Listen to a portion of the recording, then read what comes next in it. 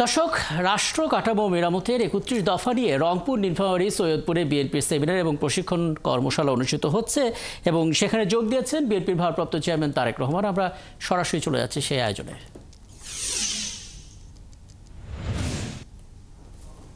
একটা পরিকল্পনা গ্রহণ করেছি। পরিকল্পনাটি অনেক বড়, আমি আপনাকে সংক্ষেপে বলছি।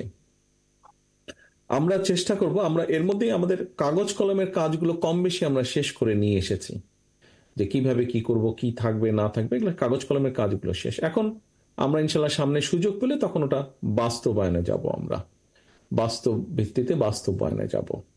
কি সেটা কৃষি রিলেটেড। আমরা ফার্মার্স কার্ড নামে একটি কার্ড আমরা ইন্ট্রোডিউস করতে চাই। আচ্ছা, এই কার্ডটা হবে প্রত্যেকটা কৃষকের। কৃষকের মধ্যে আবার ছোট বড় ভাগ আছে, একদম প্রান্তিক কৃষক আছে, ক্ষুদ্র কৃষক আছে, মাঝারি কৃষক, কয়েক রকমের কৃষক আছে। তো এইটাকে আমরা বের করে নিব। এখানে নারীও আছে, পুরুষও আছে, সব ধরনের কৃষক আছে।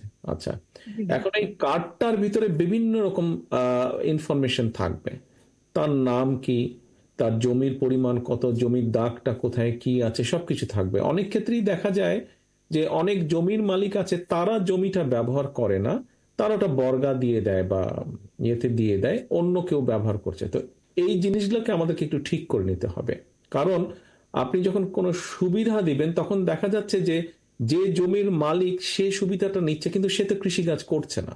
কাজে আমরা এক্স্যাক্টলি যে কাজটা করছে তার কাছে পৌঁছতে চাই। 100% পারবো কিনা জানি না, চেষ্টা থাকবে আমাদের। তো এখন ওই কৃষি কার্ড, যেটা ফার্মার্স কার্ড আমরা দিব, সেটা মহিলা হোক পুরুষ হোক, প্রকৃত জমির মালিকটাকে ওর মধ্যে থেকে আমরা বের করে আনার চেষ্টা করব, এবং তার জমিটা কোথায়, কি, সে বছরে কোন কোন ফসল করে, কোন সিজনে কি ফসল করে, এই পুরো জিনিসগুলোকে আমরা এক জায়গায় নিয়ে আসতে চাইছি। এটা সম্ভব, একটু কঠিন, কিন্তু করা সম্ভব।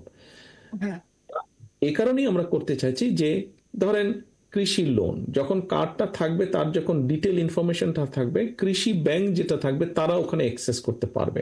ফলে এখন লোন নিতে গিয়ে কৃষককে যেরকম বিভিন্ন ভোগান্তির মধ্যে পড়তে হয়, সেটা পুরুষ হোক মহিলা হোক, সেটা থেকে বের করে আনার আমরা চেষ্টা করছি। কোনো মিডলম্যান বা কোনো দালালের মাধ্যমে তার দরকার হবে না। তাহলে একই সাথে সরকার সেটা বীজই দেখ, সারই দেখ, কীটনাশক ওষুধই দেখ, আমরা যেটা চিন্তা ভাবনা করছি এখন, খুব সম্ভবত যেটা হয় যে কৃষককে একটা একটা লামসাম ধরনের একটা অ্যামাউন্ট দেওয়া হয়। আমাদের উদ্দেশ্য আছে সেটা সেইভাবে না দিয়ে, একটা কৃষক যদি ধরেন 3টা ফসল করে বছরে, বা 2টো ফসল করে, যে কোনো একটা ফসলের ফুল সাপোর্টটা আমরা দিতে চাইছি আমাদের পরিকল্পনার মধ্যে। ফুল সাপোর্ট এটা আমরা প্রান্তিক এবং ক্ষুদ্র কৃষককে দিয়ে প্রথমে শুরু করব। বড় কৃষক, মাঝারি বা যারা বড়, যাদের 10 বিঘার উপরে জমি আছে বা 7 বিঘার উপরে জমি আছে, তাদের ক্ষেত্রে আমরা মনে করি না ব্যাপারটা অতটা প্রয়োজন আছে, তারা নিজেরাই নিজেরটা করে নিতে পারে। কিন্তু 7 বিঘার কম যারা আছে, 5 বিঘা থেকে 7 বিঘা, ওইদিকে তো বিঘাই বলেন বোধহয় আপনাদের ওইদিকে, জি ভাই, অন্য জায়গায় অন্যরকম হিসাব নিকাশ। চট্টগ্রাম। দর্শক, আমরা সরাসরি সম্প্রচারে ছিলাম এবং রাষ্ট্র কাঠামো মেরামতের যে 31 দফা, সেই 31 দফা নিয়ে নীলফামারী, সৈয়দপুর, সেখানে বিএনপির সেমিনার এবং প্রশিক্ষণ কর্মশালা অনুষ্ঠিত হচ্ছে এবং সেখানে যোগ দিয়েছিলেন বিএনপির ভারপ্রাপ্ত চেয়ারম্যান তারেক রহমান। আমরা ছিলাম সেখানে। নিশ্চয়ই তার বক্তব্যের আরও বিস্তারিত থাকবে আমাদের পরবর্তী সংবাদ সংযোগগুলোতে। এর আগে আমরা